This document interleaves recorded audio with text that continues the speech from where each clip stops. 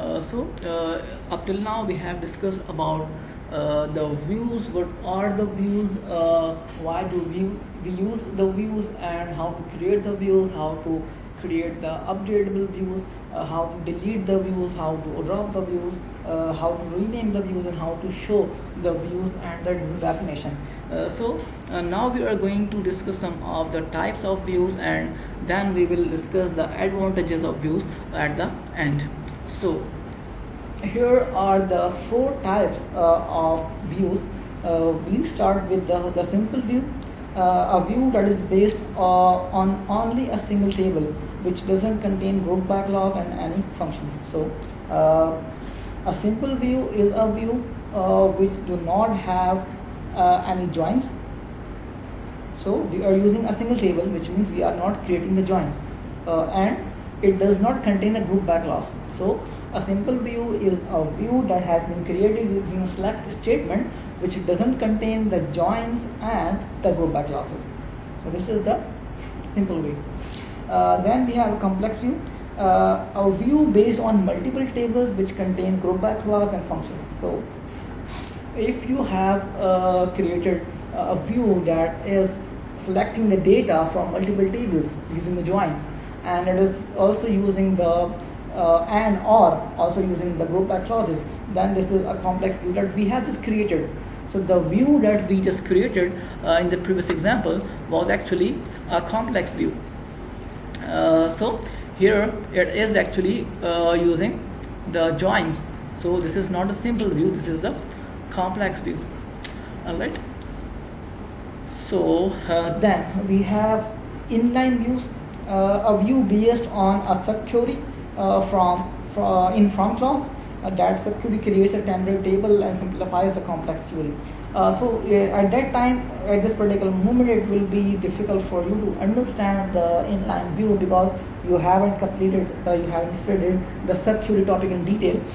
We will be discussing the subqueries in more detail in the coming lecture.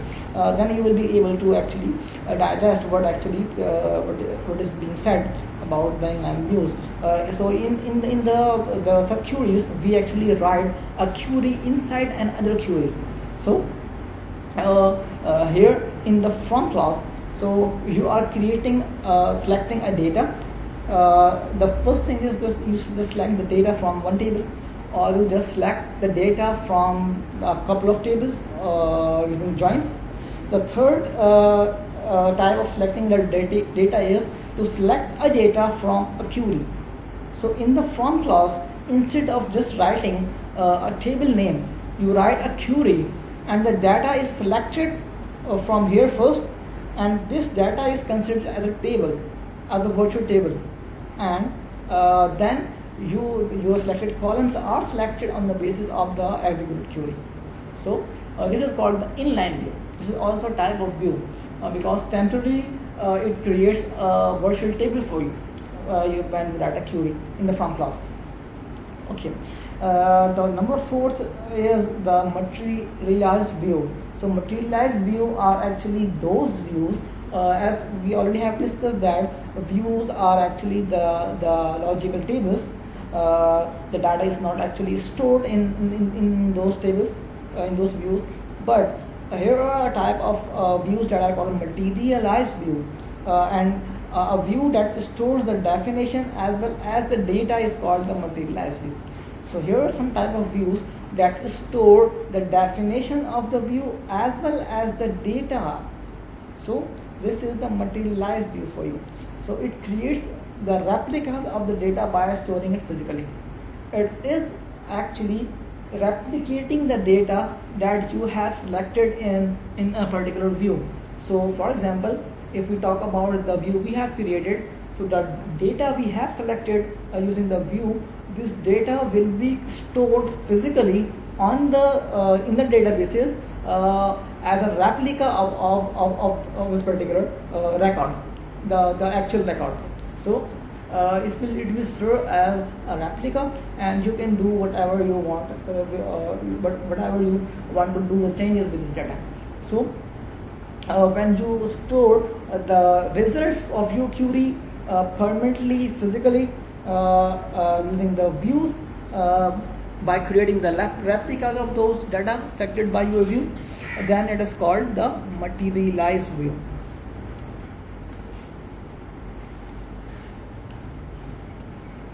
Now we will discuss the advantages of using MySQL views. Why do we use the views, and what are the advantages that we get by using the MySQL views? Some of them we already have discussed. Let's just discuss them in some a little more detail. So the first one is to simplify a complex query.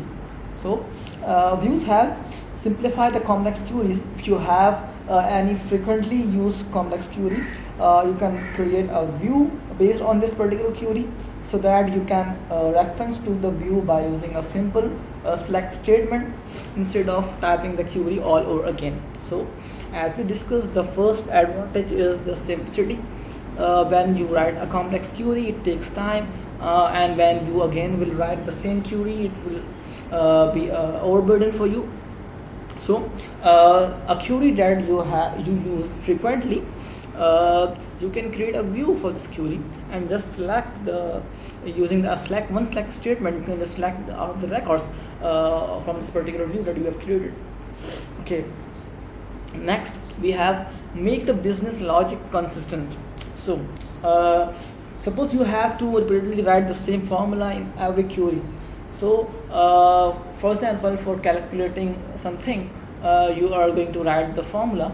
For example, as we have seen using the switch and case statements, if you have to calculate something, the bonus of the employees on the basis of the criteria. So you have to repeatedly write those formulas for every query, or you have a query that has a complex business logic.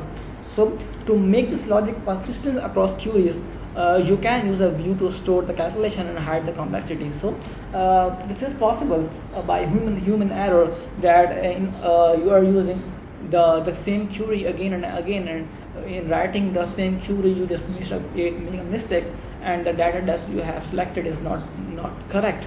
So to avoid any such errors and be consistent in your queries, you can use the views to actually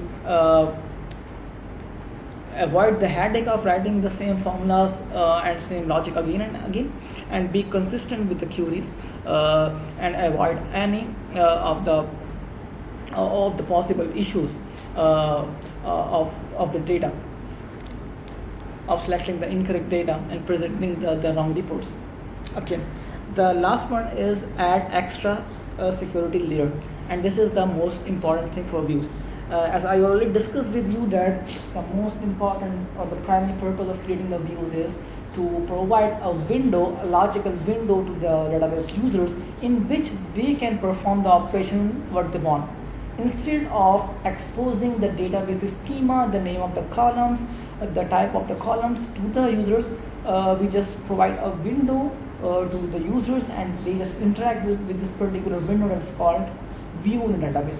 So it adds the extra security layers because each employee is not meant to access the database and all of the attributes of a particular table.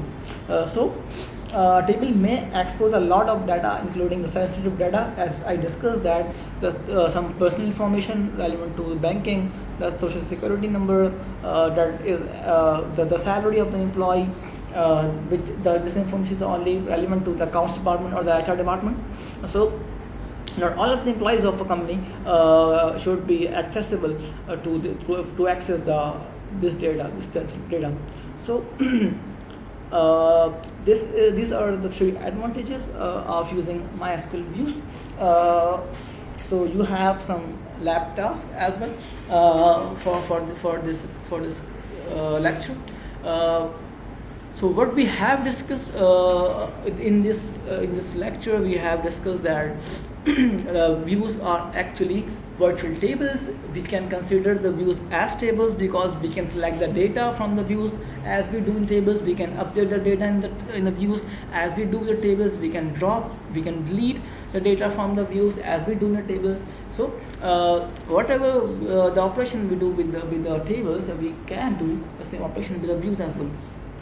These are the logical windows, logical tables where that are commonly used for that are retrieval purpose, but also we can use for updating and insertion and deletion as well. We also discuss how to create the views, how to update the views, how to rename the views, how to drop the views, what are the advantages of views, and we also discuss the types of the views. So now we will just move to your lab task.